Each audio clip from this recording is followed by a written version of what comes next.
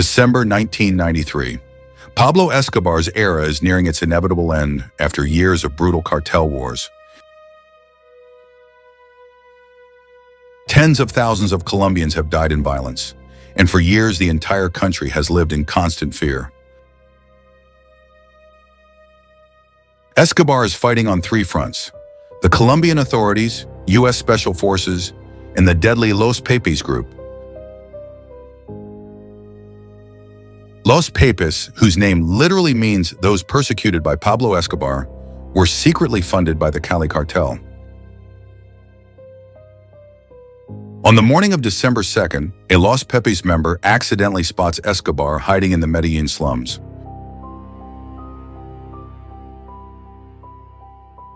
At that moment, Pablo is calmly speaking to his son on the phone, unaware of what is about to happen. U.S. intelligence instantly intercepts the call and deploys a capture team to the location.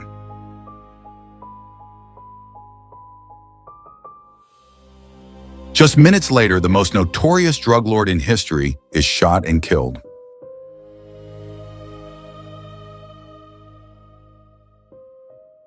The Medellín Cartel loses its leader. Murder rates drop by 80% in just months. However, drug trafficking does not decline. It grows worldwide, spreading across the US, Europe, Asia, and Australia. There is no power vacuum. The Cali Cartel steps in and takes control. This video explores how the Cali Cartel defeated Escobar and built the most efficient drug empire in history. Escobar is known worldwide. He is not only the bloodiest, but also the most famous drug lord in history. Experts agree that his cartel was the most technologically advanced criminal organization ever created.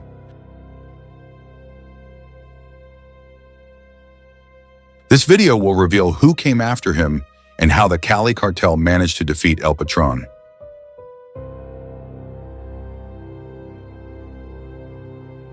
We will explain how a love story unexpectedly triggered a violent criminal conflict.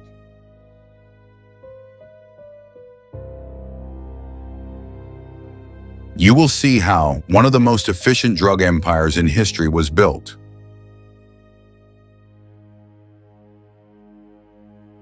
We will also explore international connections, including links to groups like the Yakuza.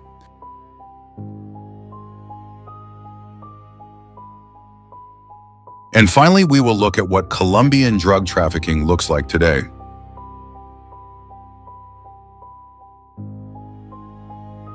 Before talking about business successors, we need to discuss Escobar's family, his true heirs.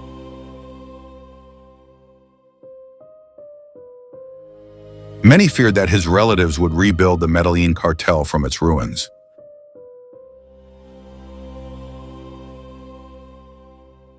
But surprisingly, the apple fell far from the tree. They did not continue his criminal legacy. His widow, Maria Victoria, had never really participated in his criminal empire and did not fight for his fortune. She was forced to renounce her surname and flee the country, as most nations refused to accept her. Eventually, she found refuge in Argentina, a country known for accepting controversial migrants. Years later, Colombian authorities located her under a new identity and arrested her on suspicion of money laundering.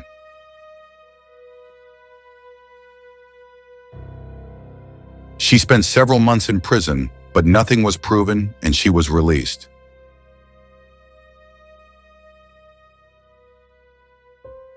Pablo's son, Juan Pablo Escobar, grew up surrounded by his father's blood money.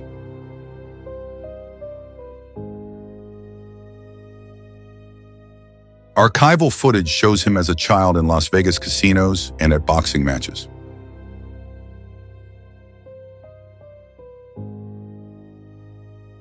He also starred in the legendary photo with his father in front of the White House.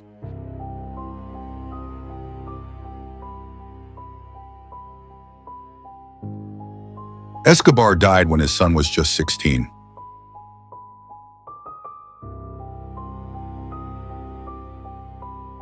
Juan Pablo moved to Argentina with his mother and changed his name to Sebastián Marroquín.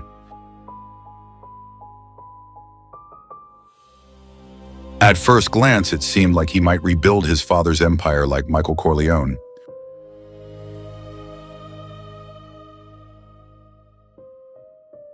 But his true personality turned out to be calm and peaceful. He became an architect.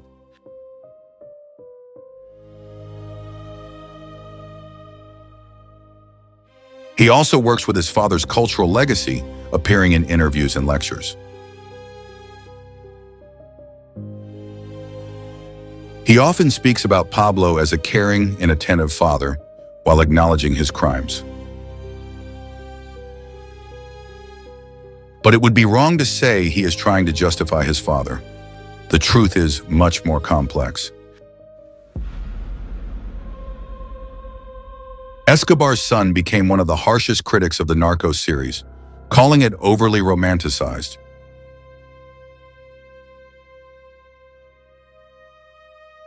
He admits his father could be kind to those close to him, but thousands of innocent people died because of him. Meanwhile, Escobar's mother suffered psychological trauma, losing hearing in one ear during the violent chaos.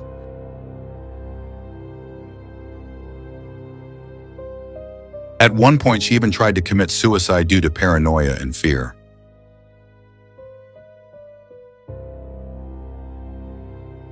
Eventually, her life stabilized, although mentally she never truly escaped the past. Escobar's mother outlived her son by 13 years, still believing he was the best thing that happened to Colombia.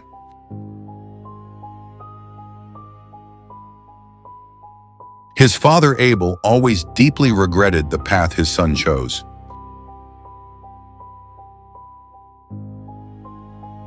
The Medellín story may have ended, but the shadow of Pablo Escobar still lives in memory and global culture.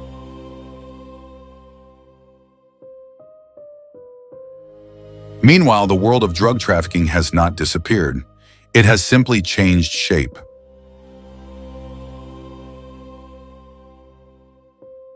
And now we turn to the Cali Cartel, the new rulers of the cocaine empire.